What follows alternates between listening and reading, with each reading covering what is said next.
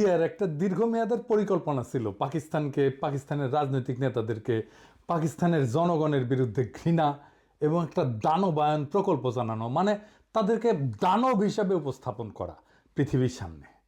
ভারত পাকিস্তানের প্রতিনিধিত্ব করে এমন নেতাদের, যেমন ধরেন মোহাম্মদ আলী জিন্নাহ, উনাকে দুষ্টু, বিভ্রান্ত, দুর্নীতিগ্রস্ত হিসেবে উপস্থাপন করে। জিন্নাহর মতো একজন রাজনৈতিক নেতা পৃথিবীর ইতিহাসে বিরল। এইটা ওদের এমন একটা মনস্তাত্ত্বিক কৌশল যে তার শত্রু খুবই খারাপ মানুষ, এইটা প্রচার করা। পাকিস্তানিদের ডেমোনাইজেশন করার একটা ইন্ডিয়ান প্রজেক্ট, এটা তারা আওয়ামী লীগকে শিখাইছে খুব ভালোভাবে। আওয়ামী লীগ একটা বিষাক্ত মূর্খ বাহিনী তৈরি করছে যারা পাকিস্তানি ঘৃণা ছড়ায়। এদের একটা প্রিয় বাক্য পাকি বীর্য, মানে এই লোককে জন্ম দিছে যে সে পাকিস্তানি। শেখ হাসিনার কথিত পিতা শেখ মুজিব পাকিস্তানি নাগরিক ছিল না? তার প্রত্যেকটা ভাই বোন তো মুজিবের বীর্যে জন্ম নাকি অন্য কারো বীর্যে জন্ম? মুজিব তো পাকিস্তানি নাগরিক ছিল নাকি ওরা কোনো ইন্ডিয়ানের বীর্যে জন্ম নিচ্ছে? হাসিনার ভাই বোনেরা, নাকি সেই গল্প সত্য যে মুজিবের আসল নাম দেবদাস চক্রবর্তী? হ্যাঁ, এই যে দেখেন মেঘমাল্লার স্লোগান দেয়, জানি জানি সবই জানি, সাদিক কায়েম পাকিস্তানি। শুনেন,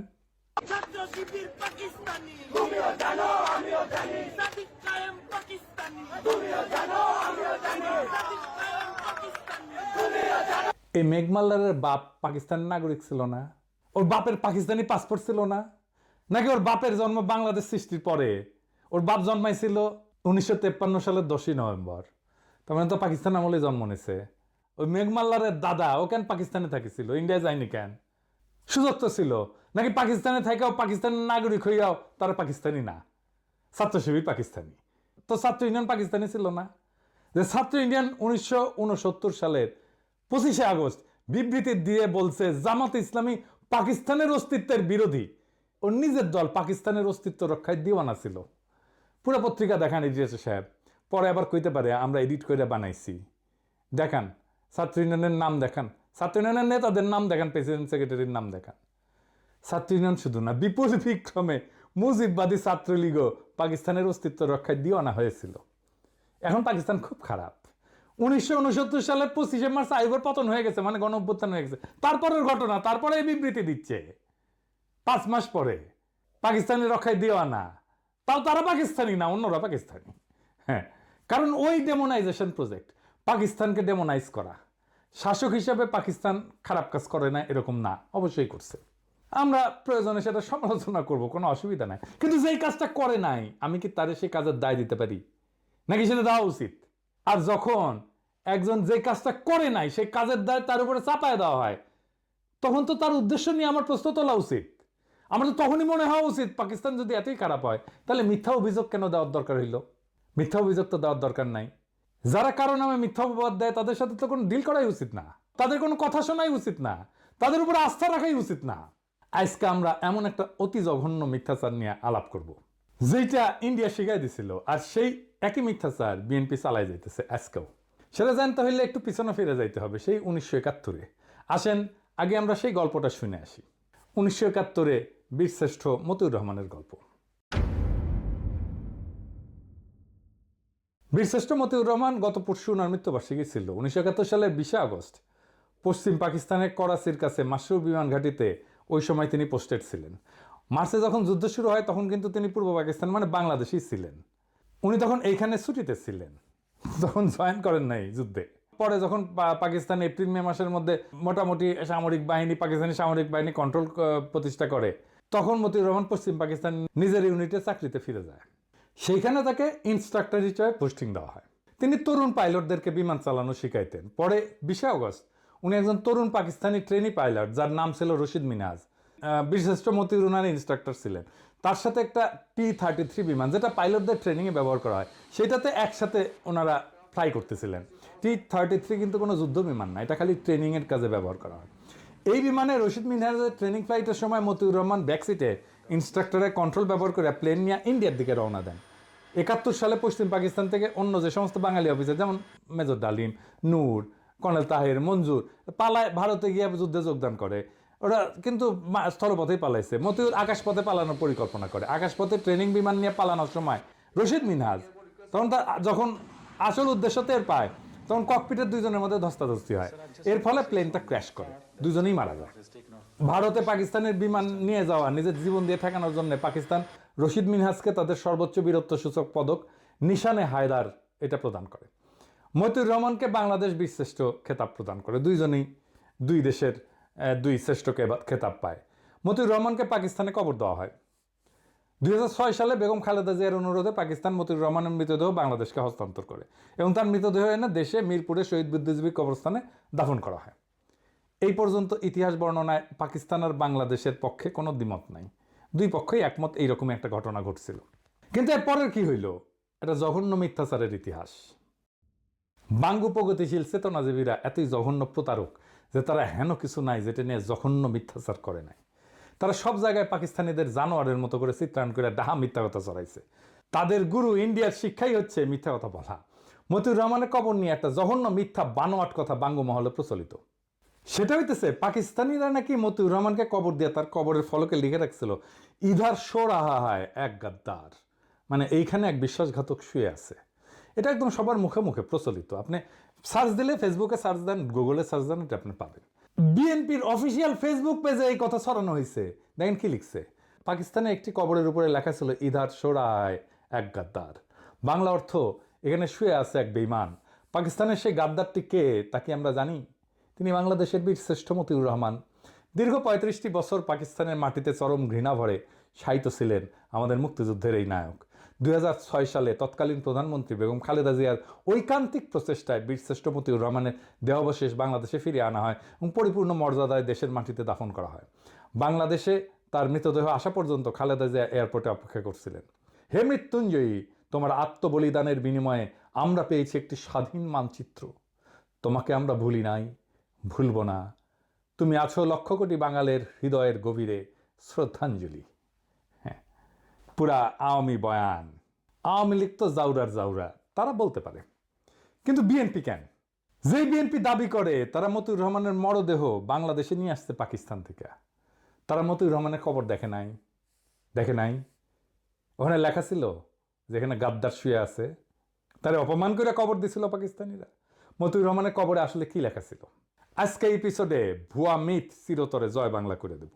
বিএনপি কি পাকিস্তানে গিয়ে দেখে এসেছে মতিউর রহমানের কবরে কি লেখা ছিল? যাওয়ার তো কথা, কারণ ডেড বডি নিয়ে আসার সময় তো গেছিল কেউ না কেউ।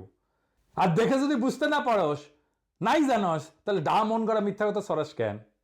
আজকে বিএনপিদের পাকিস্তানের মাসরুর বিমান ঘাঁটিতে অবস্থিত মতিউর রহমানের অরিজিনাল কবরের ছবি আর সেটার ফলক দেখাবো। দেখেন, সবাই দেখেন, মার্বেল পাথরের ফলকে যেটা লেখা আছে আরবিতে বিসমিল্লাহির রহমানির রহিম, এর নিচে লেখা নাম্বার 1, র্যাঙ্ক ফ্লাইট লেফটেন্যান্ট, নাম মতিউর রহমান, মৃত্যু তারিখ 20 আগস্ট 1971। হারামজাদারা এখানে কই লেখা দেয় যে এখানে গাদ্দার শুয়ে আছে? এখানে দেখেন সে কবরের ছবি, আর সে কবর তুলে বাংলাদেশে পাঠানো হচ্ছে তার ছবি। এডিটর সাহেব দেখায় দেন এটা সেই সময়ের ছবি যখন তার দেহাবশেষ তুলে বাংলাদেশে পাঠানো হইতেছে। নিচে দেখান, বিএনপি বিসমিল্লাহির রহমানির রহিম না বইলে বক্তৃতা শুরু করে না, কিন্তু বিসমিল্লাহির রহমানির রহিম যখন সামনে দেখে এটা পড়ে বুঝতে পারে না। মানে সব জায়গায় ডাহা মিথ্যা কথা না ছড়াইলে পেটের ভাত হজম হয় না। বিএনপির এই চেতনার বয়ান পোস্ট দেওয়া লাগে। বিএনপির মহাসচিব ভাষণ শুরুর আগে ঠিক মতো বিসমিল্লাহ পড়তে পারে না। সেখানে পাকিস্তানিরা মতিউর রহমানের কবরে মার্বেল পাথরের ফলকে বিসমিল্লাহ খোদাই করে রাখছে। এখানে কই চরম ঘৃণা ভরে তারে দাফন করছে পাকিস্তানে। ঘৃণার চিহ্ন দেখলেন আপনারা? বিএনপি তো একটা ব্যক্তি না, একটা সংস্থা না, একটা বিশাল দল। তারা যদি এমন মিস্টেক করে তাহলে দেশ চালাবে কিভাবে? এত এত নাকি বুদ্ধিজীবী এদের, বিরানি আলম, জামাই কোটার বুদ্ধিজীবী, এত কিছু আছে তাদের, তাও এরকম মিস্টেক কেন হয়? আর সবচেয়ে বড় কথা, যদি বিএনপি কখনো ক্ষমতায় যায়, চান্স যদিও কম, যাই হোক, তখন পাকিস্তান কি এটা মনে রাখবে না যে তারা পাকিস্তানের বিরুদ্ধে এমন একটা মিথ্যাচার করছিল? কূটনৈতিক সম্পর্ক কেমনে করবে?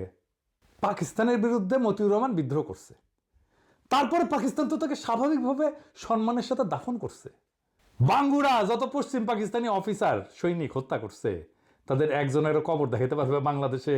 বলেন তো, মরে নাই? তারা মরছে না? একজনকে তো কবরও দেয় নাই বাঙ্গুরা, শিয়াল কুকুর দিয়ে খাওয়াইছে। বছরের পর বছর ধরে এই অপবাদ দিয়ে গেছে পাকিস্তানকে। পাকিস্তান তো এখন নিজের ভিকটিম দাবি করবে, করাই তো উচিত। পাকিস্তানের বিরুদ্ধে করা বাঙ্গুদের সকল অভিযোগ কি এখন আপনার বিশ্বাসযোগ্য বলে মনে হবে? আমাকে নিয়ে অনেকে বলে আমি পোল্টিবাজ। বিএনপির নেতা অ্যাপোলো বলছে আমাকে নাকি 2013 সালে পিনাকির সাথে তর্ক করতে হবে। আমার অবশ্যই ট্রান্সফরমেশন হয়েছে, চিন্তার ট্রান্সফরমেশন হয়েছে, হয় মানুষ বড় হয়।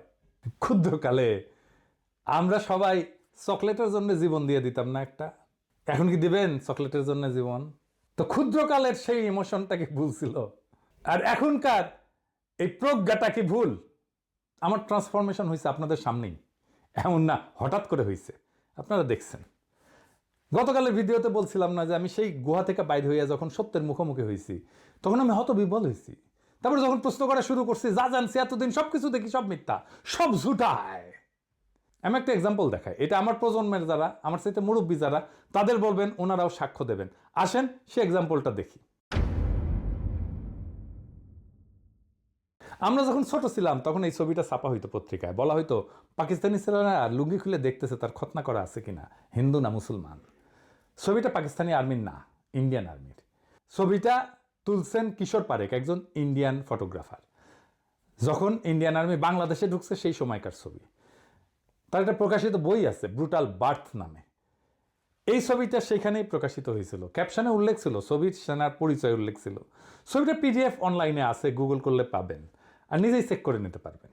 তো এইটা যখন আমি প্রথম ফেসবুকে প্রকাশ করি, প্রমাণ হাজির করি, তখন আমার উপরে বাংলার চেতনাবাজরা ঝাঁপে পড়েছিল। আওয়ামী লীগেরা, আওয়ামী বাকশালী প্রগতিশীল নাস্তিক বামেরা আমার পিছে লাগে কেন জানেন? প্রথম কারণ হচ্ছে বামেরা হারে হারে জানে, চিনে আমারে, আমার ক্যাপাসিটি কি, একসাথে রাজনীতি করে আসছি, তো ওরা জানে আমি কি জিনিস। তারা জানে আমি কি করতে পারি, আমি কিভাবে তাদের বানানো দুর্গ ধ্বংস করে দিতে পারি, সেটা তারা জানে। তারা জানে যে এইখানে কি আছে। তারা বুঝেছিল যে এই লোকটা একে একে এই ভুল ইতিহাসের মিথ ভাঙতে থাকবে, এই লোকটাকে থামানো দরকার। কিন্তু তারা বোঝে নাই কেমনে থামাইতে হবে, এখনো বোঝে নাই, পারবেও না কোনোদিন থামাইতে। তারপরে তো একে একে মিথ ভাঙতে থাকলাম। আমেরিকা এক একটা ভাবে মুক্তিযুদ্ধের বিরোধিতা করেছিল, সেই মিথ ভাঙিছি না? ইসলামপন্থী আলেমেরা মুক্তিযুদ্ধের বিরোধিতা করছিল, সেই মিথ ভাঙিছি না? রাজাকারদের দাড়ি টুপি ছিল আর তারা পায়জামা পাঞ্জাবি পরতো, সেই মিথ ভাঙিছি না? ধর্মনিরপেক্ষতা প্রতিষ্ঠা করার জন্য মুক্তিযুদ্ধ হয়েছিল, সেই মিথ ভাঙিছি না? দেশ ভাঙার জন্য মুসলিম লীগ দায়ী, সেই মিথ ভাঙিছি না? 1971-এ 30 লক্ষ শহীদ হয়েছে, সেই মিথ ভাঙিছি না? ভাষা আন্দোলনের মিথ ভাঙিছি না? 6 দফার মিথ ভাঙিছি না? পাকিস্তানি শোষণের মিথ ভাঙিছি না? সামনে আরো কাজ আছে। আমি যদি বাইসে থাকি, আগামী 50 বছরের বাংলাদেশের রাজনৈতিক বয়ান তৈরি করে দিয়ে যাব ইনশাল্লাহ। কোনো বাঙ্গুর ক্ষমতা নাই আমারই ঠেকায়। শুধু বয়ান না, আগামীর রাজনীতির গতিপথ তৈরি করে দিয়ে যাব ইনশাল্লাহ। জুলাই বিপ্লবের যোদ্ধাদের অনেকে হতাশা নিয়ে মেসেজ করে, শহীদ পরিবার মেসেজ করে, আহতরা হতাশা নিয়ে মেসেজ করে। কয়দিন আগেই আবু সাইদের বড় ভাই ফোন দিছিল, মেলা হতাশার কথা বলল। আমি সবাইরই বলি, আগামীর বাংলাদেশটা আমি দেখতে পাইতেছি। ওই বাংলাদেশ আমাদের স্বপ্নের বাংলাদেশ, আমাদের শত্রুদের বাংলাদেশ না। ওই বাংলাদেশ নির্মাণের প্রথম ধাপ সকল বাঙ্গু সুশীলদের সামাজিক আর রাজনৈতিক কর্তৃত্ব থেকে উৎখাত করা। আওয়ামী লীগকে আঘাতে আঘাতে ধসায় দিছি কেমনে, আপনারাই দেখেছেন না? সেই 2021 সাল থেকে একের পর এক আঘাত করে ওদের সব বয়ান একের পর এক ভাঙিছি। ওরা ভিতর থেকে ফাঁপা হয়ে গেছে, মরালি ওরা নাই হয়ে গেছে, ওর ক্ষমতা আমরা ভিতর থেকে নাই করে দিছি। এইটা 1-2 এর কাজ। এখন এই কাজ আমরা একসাথে করবো আবার আমরা ইনশাল্লাহ। মিথ্যা হইল ক্ষমতার সহজতম অস্ত্র। যখনই সত্যকে পরাজিত করা যায় না, তখনই শত্রুকে ডেমোনাইজ করা হয়, দানবায়ন করা হয়, অদৃশ্য কইরা ভয়ঙ্কর করে তোলা হয়। ভারত পাকিস্তানের বিরুদ্ধে যে প্রকল্প চালু করছিল, আর আওয়ামী লীগ যে প্রকল্পকে আত্মস্থ করছে, আজ বিএনপি যে প্রকল্প বহন করে নিয়ে চলছে, কিন্তু মিথ্যার সেই প্রকল্প ধ্বংস হবে। কারণ মিথ্যার সবচেয়ে বড় সীমাবদ্ধতা হইল সেটা ইতিহাসের বোঝা বইতে পারে না, একসময় ভেঙে পড়ে, উন্মোচিত হয় তার শূন্যতা। আজ আমরা এক সীমানার সামনে দাঁড়ায় আছি, যেখানে মিথ্যার সত্যের সংঘর্ষ নির্ধারণ করবে আগামীর বাংলাদেশের রূপ। যদি আমরা মিথ্যার শিকল ভেঙে সত্যকে গ্রহণ করি, তবে আমাদের রাজনৈতিক কল্পনা হবে মুক্ত। আর যদি মিথ্যার বন্দিত্বে থাকি, তবে স্বাধীনতার অর্ধ শতাব্দী পার হয়েও আমরা প্রকৃত মুক্তি পাব না। সুতরাং আমাদের যাত্রা কেবল পাকিস্তান, বাংলাদেশ, ভারতের ইতিহাসের ভেতরে সীমাবদ্ধ না। আমাদের যাত্রা আসলে সত্য এবং মিথ্যার মধ্যেকার এক অনন্ত সংগ্রামের অংশ। আগামীর বাংলাদেশ সেই সংগ্রামের ফসল, যেখানে শাসন আসবে মিথ্যার প্রজেক্ট থেকে না, বরং সত্য, ন্যায় আর জনগণের আত্মমর্যাদা থেকে। মিথ্যার রাজনীতির অবসান ঘটানোই আমাদের মুক্তির প্রথম ধাপ। ইনকিলাব জিন্দাবাদ।